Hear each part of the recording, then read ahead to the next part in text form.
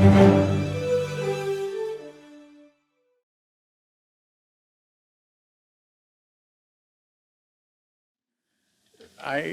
have pleasure in two respects. One is that it has now been confirmed by the Congress of the United States that Ulysses Grant is one of the great military leaders in our entire history.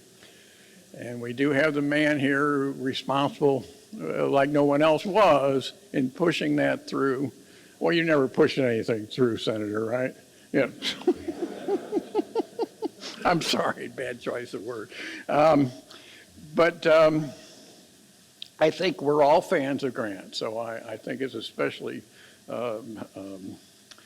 appropriate that we honor Senator Blunt today. Now, his biography is in the brochure, and I won't belabor it, but just to say that I've had a little trouble figuring out what exactly title I should use, since this man was in public service for 40 years and has had every title in the world. But most appropriately, he is now the president of the State Historical Society of Missouri. Mr. President, the podium is yours.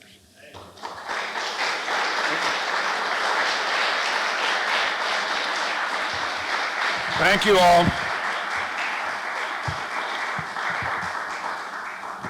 Thank you all. I might say this is the only presidency I was ever interested in. So, and when the former president, Judge Steve Limbaugh, who's here, asked me to do this, I was the third vice president of the State Historical Society for 6 years. It took me quite a while to work my way up. And when the president, you were used to being the president, asked the third vice president to do something, they just say, "Of course, I'll do that."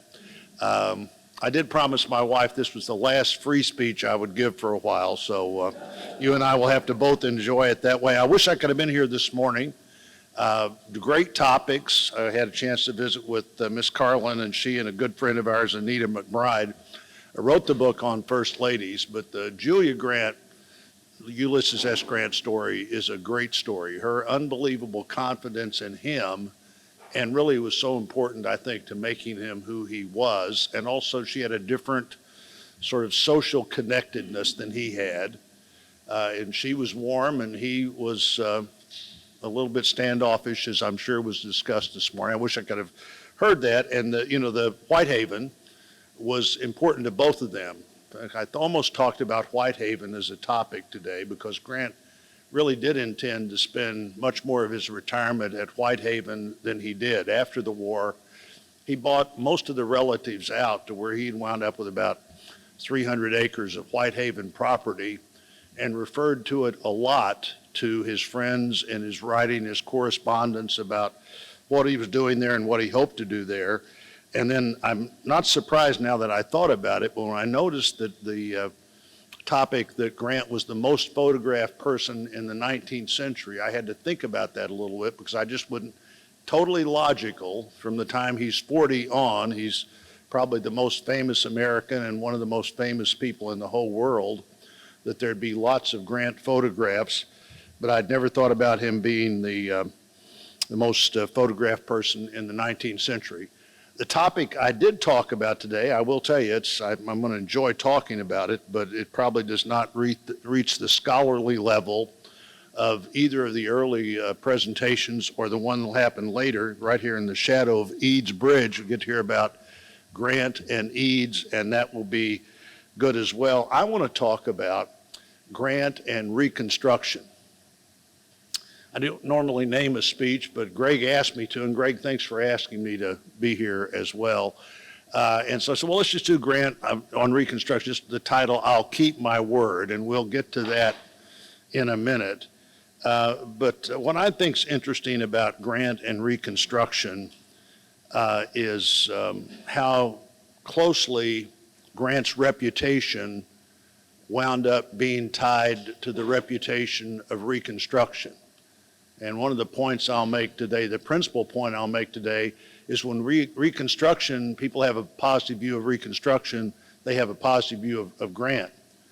When they have the lost cause view of Reconstruction, they don't have a positive view of Grant, and that was almost essential that those two things happen for at the same time. Certainly, as I go to my remarks now, in the decade following the Civil War, General Grant and then President Grant showed incredible determination to give meaning to the wartime sacrifice of life and to the 3 Reconstruction amendments that were added to the constitutions. The actions he took as commanding general of the Army and as president to advance civil and social equality are an important part of our history. That history was distorted for most of the 21st century, and only has returned to a fair presentation of the facts, in my view, in the last 2 decades. You know, H.W. Brand's 2012 book tipped his hand actually with the title. When I saw it and picked it up at the bookstore, I saw the title and I said, well, this is going to be a different view of Grant, because the title was Ulysses S., the man who saved the Union, Ulysses S. Grant in War and Peace. And that was followed in 2016 by Ronald White's American Ulysses, and the next year by Cherno's Grant, Ron Cherno's Grant book, all of whom had a great presentation of Grant. We're just talking a moment ago about one of this year's New York Times bestsellers was Fergus Borgewitz's Klan War, Ulysses S. Grant and the Battle to Save Reconstruction. Those 4 books and other books and articles in the last 20 years have talked about Grant differently than he was talked about for most of the preceding 80 years or so. All of those works presented Grant as the person who had a significant connection with the American people, a person who was admired for his historic determination to win the war and then to bring meaning to the results of the war. You know, winning the war is only part of the results of the war, and we're not totally where we should be yet on the results of the war, but Grant did his part, I believe, to try to get there. You know, first of all, he established the framework for reconciliation with the decisions he made at Appomattox. I don't know exactly when he thought about what he was going to write down and the agreement that he would hope to make with Lee when he got to the McLean house. But when he got there, he did things that made a real difference in how the rest of the end of the war would play out. His commitment to the decisions he made at Appomattox were important, but also his approach to reconciliation based on the egalitarian ideas of the 13th, the 14th, and the 15th Amendments. They'd be debated by the Congress, they'd be approved by the states, but they became an important part, in Grant's view, of the Civil War legacy. Appreciation for Grant's leadership was evident throughout his life, and it outlived him. When Grant died in 1885, it was estimated that 1.5 million Americans were part of the New York crowd that watched Grant's burial procession to the burial site. And not too many years after that, millions of people over time would go to Grant's tomb. In 1900, Theodore Roosevelt, who would soon be elected vice president, said that the 3 great figures of our history were Washington, Lincoln, and Grant. Washington, Lincoln, and Grant. And to put that, in my mind at least, even more in perspective, he went on and did his second tier. So the second Theodore Roosevelt tier of great figures were Franklin, Jefferson, Hamilton, and Jackson. So historian Theodore Roosevelt in 1900 was still ranking Grant ahead of Franklin, Jefferson, Hamilton, and Jackson, and that's not insignificant. Throughout the Theodore Roosevelt's presidency, in fact, which of course, as you all know, began pretty quickly after he was elected vice president, he often referred to Washington, Lincoln, and Grant as the 3 greatest presidents. And so the Grant legacy is continuing. Here we are in the early 1900s. The Congress in 1901, which is 16 years after Grant's death and 25 years after his presidency, the Congress authorized the Ulysses S. Grant Memorial to be built in the most prominent place you could have built it at the time, at the base of Capitol Hill. Unfortunately, by the time that memorial was completed in 1922, Grant's place in history was already shifting dramatically. From 1901, when the Congress says, let's build a big memorial to Ulysses S. Grant in the most prominent place we have available to us, to the time it's done in 1922, there's a significantly different interpretation of Grant and his legacy. The fact is, if Reconstruction was a travesty, as Woodrow Wilson and others believed it to be, then Grant's presidency had to become a travesty as well.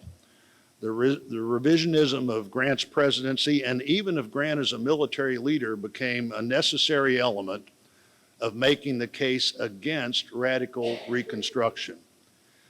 This cause was advanced by Wilson's White House, where W.D. Griffin's The Birth of a Nation was shown. I think President Wilson said it was the greatest movie ever made. Also at the same time that's happening, the return of the Ku Klux Klan, which, as Fergus Bordwich would point out, had largely been eliminated by the end of the Grant presidency. The return of the Ku Klux Klan with its strong 1920s Midwestern base, which only later went back to the South. And of course, also by the time you get to the 19-teens, the Plessy versus Ferguson decision in 1896 is quickly becoming sort of the standard for the whole country by the end, not the entire country, but generally the standard for most of the country by the end of World War I. Grant's statement to its staff, my maybe only quickly thought out name for my comments, "I will keep my word," followed a confrontation with President Johnson over Johnson's interest in charging Lee and other military leaders with treason. Grant to Johnson at the moment threatened to resign if the terms he'd agreed to at Appomattox were not honored. Under that agreement, Grant had, I think, written out these words himself, but the agreement said whoever wrote them, quote, "Each officer and man will be allowed to return to their homes, not to be disturbed by United States authorities so long as they observe their parole." Grant was committed to what he had agreed to do. His argument with Johnson was, we may have never ended the war if we hadn't committed to let these people go home, and as long as they obeyed the limits of their parole, that they wouldn't be further bothered. He went back and told his staff he was going to keep his word, even if he had to leave the military to do it. It quickly became apparent that he believed that there was more than just that part of keeping his word, but keeping his word to himself by the time the war was over, that the war had to produce real results.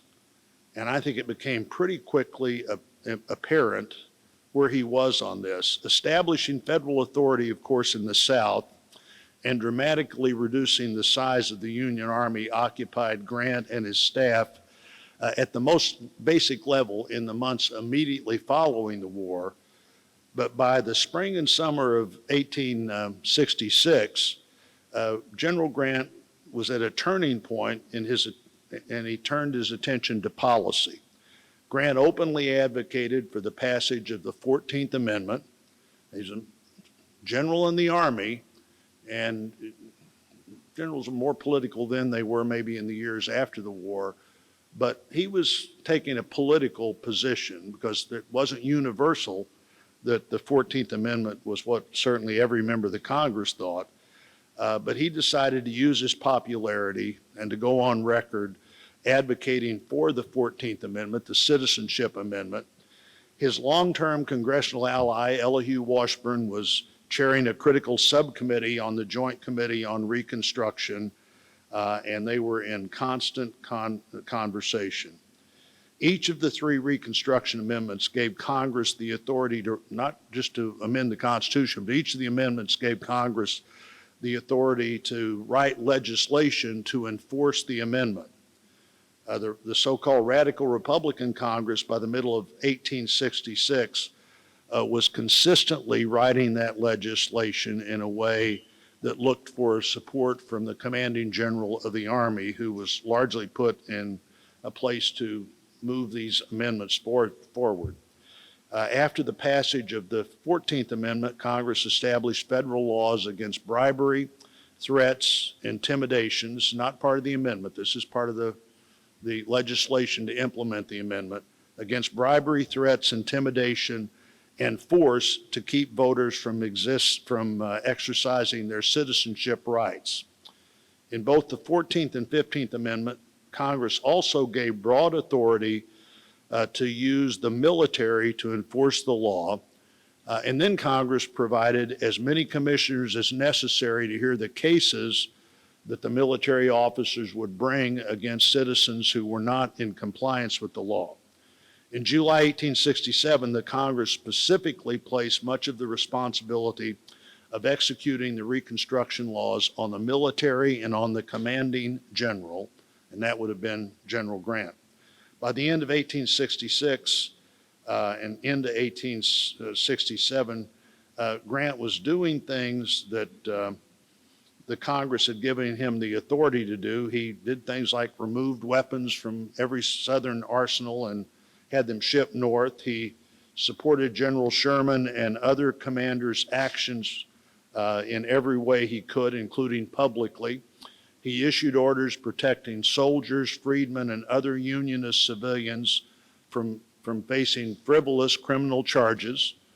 He resisted appeals to withdraw troops from the South, temporarily shut down some Southern newspapers who advocated policies and actions that were not in compliance with those amendments or with the military presence in the South.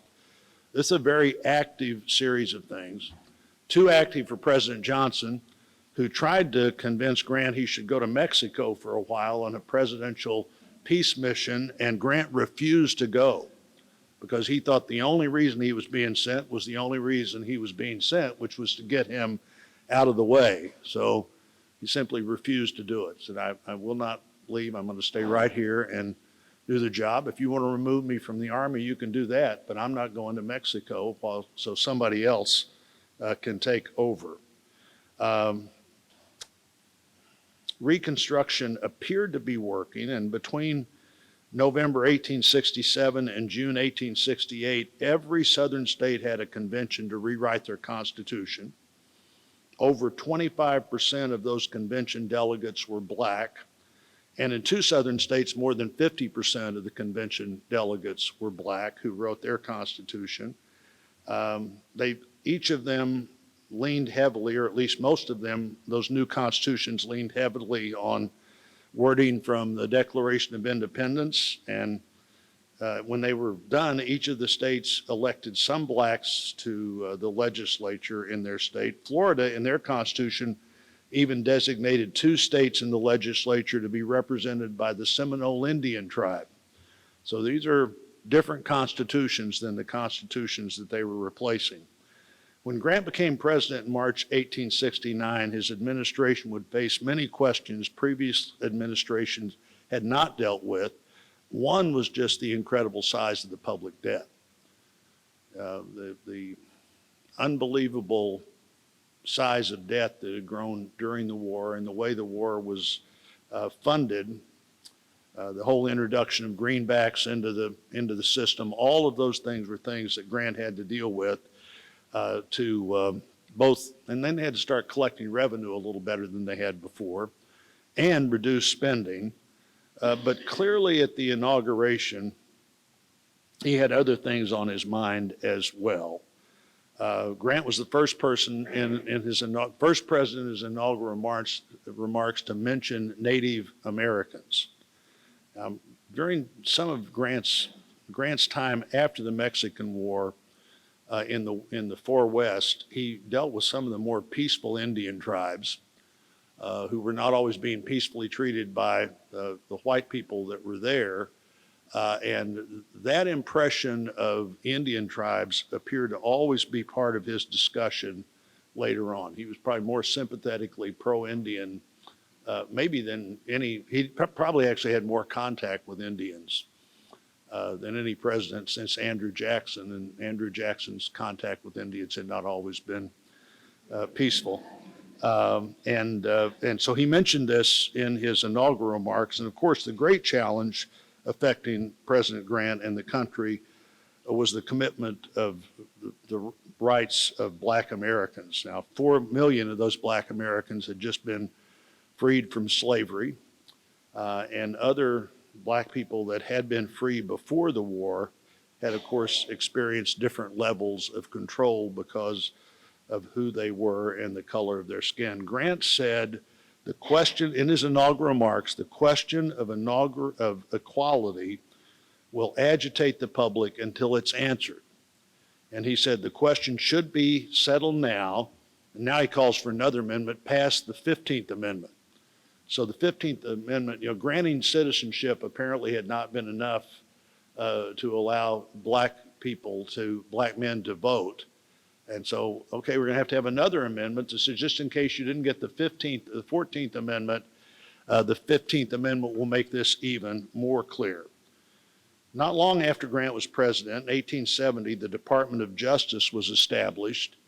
Up until then, the Attorney General was basically the president's lawyer and didn't have any real enforcement capacity and arguably had no enforcement authority. Grant asked the current Attorney General, Rockwood Hoare, to step aside and have a new Attorney General to start this new Department of Justice. And that new Attorney General, interestingly, was from Georgia. He was a Georgia Republican, Amos Ackerman. Ackerman grew up in New Hampshire. He attended Dartmouth, but he went to North Carolina in 1842 and to Savannah in 1846. So he'd lived 28 years in the South.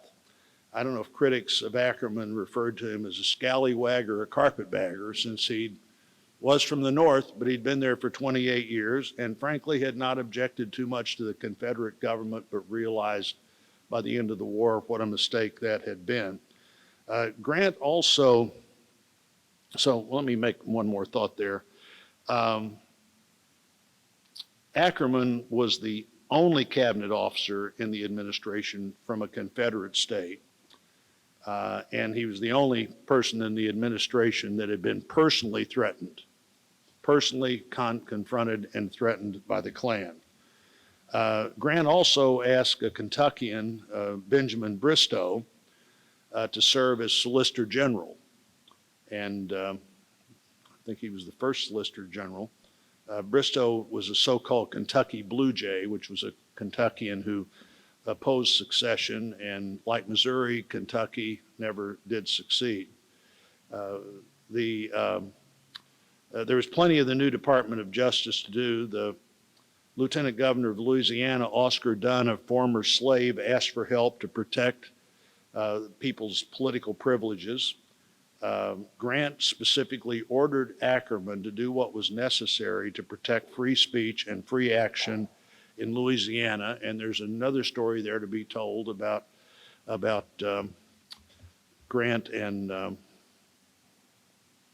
General Longstreet, who had attended Grant's wedding and who saw Grant at Appomattox and later not became a Republican, but a government official, and not as popular in the South as other generals, except with the soldiers. It's another story. I'm not going to go into that, but well, maybe I'll dabble in it. In Jeff Sherr's book, Killer Angels, about Gettysburg, he talks at the end of that book about sort of what happened to the various key figures involved, and pointed out that at one of the big reunions of Confederate soldiers, this much reviled guy by a lot of Southerners walked in, General Longstreet, and had the most wild reception in a positive way that anybody had that attended that event, because they knew he was a fighter and he cared about them when they were fighting. But that's a divergence. So Louisiana needed help there. North Carolina, blacks, as had been the case through most of the South, voted with white Republicans. In North Carolina, they voted with white Republicans, the black Republicans, and as it turns out, the white Republicans, to defeat a conservative rewrite of the new Constitution, and generally voted with the Republicans in most of the southern states, if they voted at all. The rapidly expanded Ku Klux Klan was determined to stop those voters in future elections. The new governments and the new votes were all, the new voters and the new governments were all turning to Ackerman and Grant and asking for help.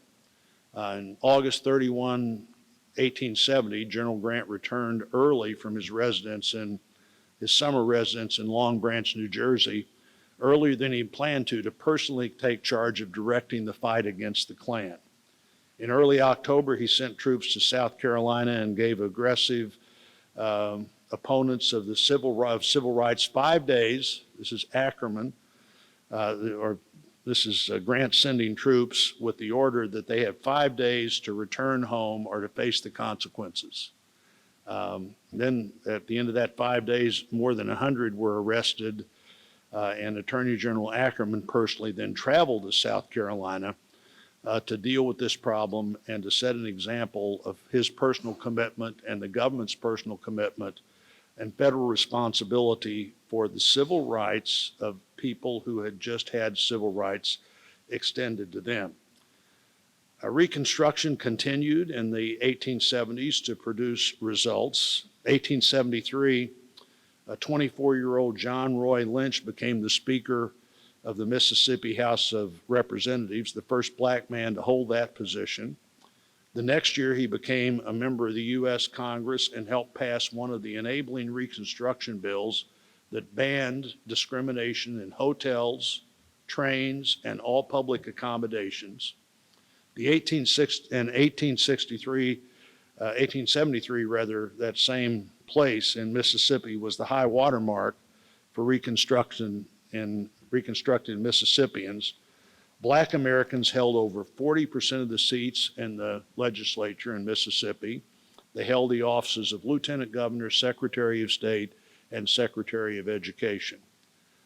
The actions Grant took against the Klan could fill a book, and Fergus Borgwijk did that. So if you want to read a book about all the things in fighting the Klan, and again, the title of that was what? Ulysses S. Grant's Fight Against the Klan. There's no doubt in that book who the commitment that the president had.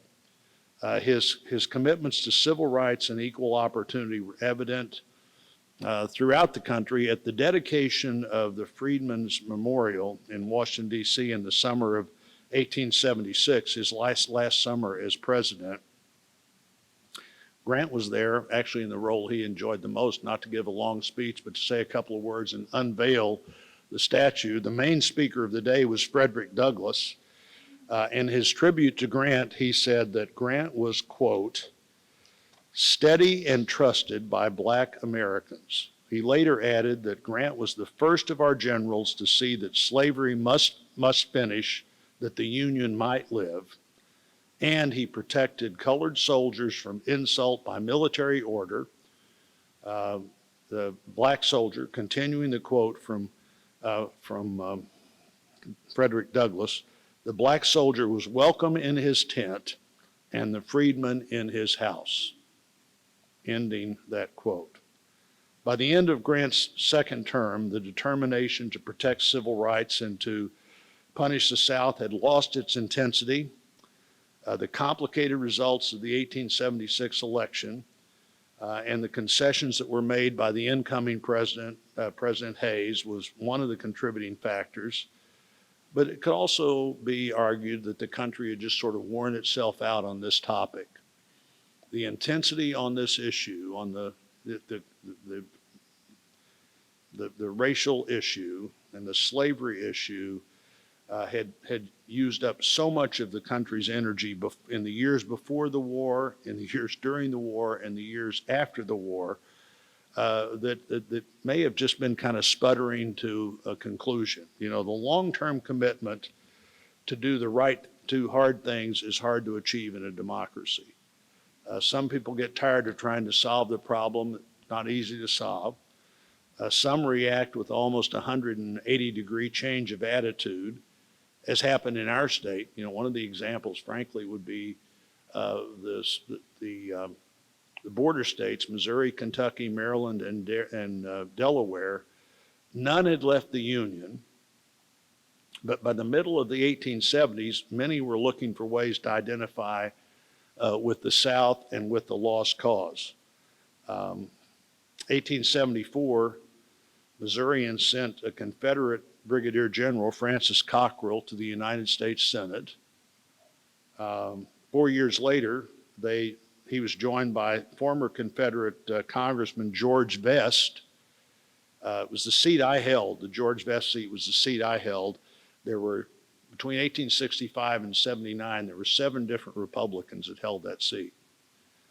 Then in 79, George Vest is elected, the member of the Confederate Congress, former member of the Confederate Congress. He serves until 1903. In 75, Francis Cockrell, who may have been one of the best of the Confederate generals if you're into Civil War history, Francis Cockrell served from 75 until 1905, when Theodore Roosevelt made him a member of the Interstate Commerce Commission. So they've got more than a quarter of a century almost immediately after the war, that our 2 senators were people who had been involved actively in the war on the Confederate side. That or something like that happened in the other border states as well, where if you were in Kentucky or lots of Missouri at the end of the century, you would have thought you were in the heart of the Deep South. And that's part of that is, I think, just being worn out by the issue and wanting to put as much of as you could behind you by acting like you've been on the other side. I've never quite understood it. There's a book to be written there, but I don't know that I'll be the person that writes it. Other Missouri politicians began to show misgivings soon after the end of the war. In 1870, U.S. Senator, talking here, Missouri politicians, U.S. Senator Carl Schurz presided over the new liberal Republican state convention in Jefferson City. And even as a person who knows a lot about Civil War history and Missouri history, it took me a long time to figure out that the liberal Republicans just decided they were a totally different group of Republicans than the other Republicans, who they're the ones that called radical Republicans. That 1870 liberal Republican state convention nominated Gratz Brown to oppose the radical Reconstruction Republican Governor Joseph McClung in the 1872 elections. So Carl Schurz nominates Grant in 1868. By 1870, is tired of Reconstruction in his state, our state, and they're already coming up with another Republican to run against the Republican governor. Frank Blair, who was both a Union general and a Republican congressman during the war, ran for vice president with Horace Greeley in 1868. And by the way, the liberal Republicans nominated Greeley, and then the Democrats nominated Greeley. It's the only time ever that one of the 2 major parties nominated somebody that was the nominee of a new party or a smaller party. And so they nominated Greeley, and with him, they nominated the former Republican Congressman Frank Blair. One of the 2 Missouri statues in the United States Capitol is Frank Blair. The great efforts by Grant and others to advance civil rights became more and more untold parts of our history. Even in an otherwise outstanding book I just read about President Truman's first 3 years and 9 months in office, Ascent to Power, if you're interested in this period, from April 45 until Election Day 48, Ascent to Power. It's a terrific book by a really good historian, Donald Roll. But Donald Roll says about Truman in that book, quote, says Truman, quote, was the first president since Lincoln to seriously promote a substantive civil rights agenda, end quote. Now, clearly, the historians I mentioned earlier in my remarks today would all beg to differ. And in the Frederick Douglass moment I mentioned earlier, he made the case at that point, Frederick Douglass did. I hesitate to write it down because I'm such an admirer of Lincoln, that Lincoln really never had a chance to prove how much he was for involving free black people in the society because he wasn't there to do it. But then he goes immediately to Grant and says, the friend we knew we've known we could trust was Ulysses S. Grant. There are many things to be critical of in the 8 years of Grant's presidency. At 46, he was the youngest president who'd been elected president up until that time. In fact, he's the youngest president until Theodore Roosevelt's elected in 1904, and still almost the youngest. There's a few months difference in their age. He came to office without any background in elected office.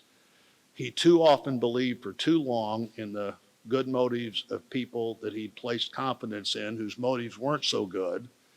Now, these shortcomings were all aggressively reported, particularly by the opposition press of the time, and the press was pretty divided officially, as maybe some of the press is now. They were fully reported, but it really never seemed to materially impact Grant's popularity with the masses in the population who saw him as the general who'd won the war.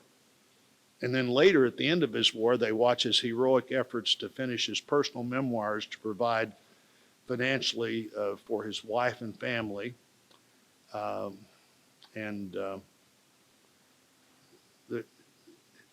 His contemporaries continued to have great admiration for him. Now, let me come to a conclusion here. My wife says, don't say finally, it gives them too much hope. So,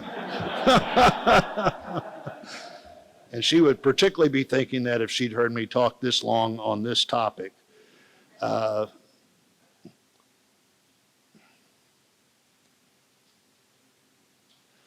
So, as I said before, the Grant Memorial at the base of the Capitol, authorized in 1901, and construction started in 1909, completed in 1922. 100 years later, after it was completed, on Grant's 200th birthday, appreciation for Grant continued as he was awarded his 6th star, and I had a chance to speak at the Grant Memorial as that star was being officially awarded. Having been the sponsor of that, as was said earlier, along with Senator Sherrod Brown from Ohio, it's a bipartisan bill in the Senate, and Congresswoman Ann Wagner from St. Louis, to award that 6th star. And Congresswoman Wagner, a few of you were there, Congresswoman Wagner and I went to Whitehaven to discuss this legislation when we filed it. It might have been expected to talk about his military accomplishments today, and I could have done that. His lifelong determination to get where he intended to go. Grant said even as he was a boy, when he was going to go somewhere, it was always his determination he was going to get there, no matter how hard it was to get where he was going to go. And you could think about that with the long march to Richmond. His steadiness in battle, his clarity of thought and direction were all good reasons for his success as a commander. We also cited his leadership in our advocacy for this star, his leadership in Reconstruction and his advocacy for civil rights as reasons for him to become the 3rd American to achieve the 6th star rank of General of the Armies of the United States.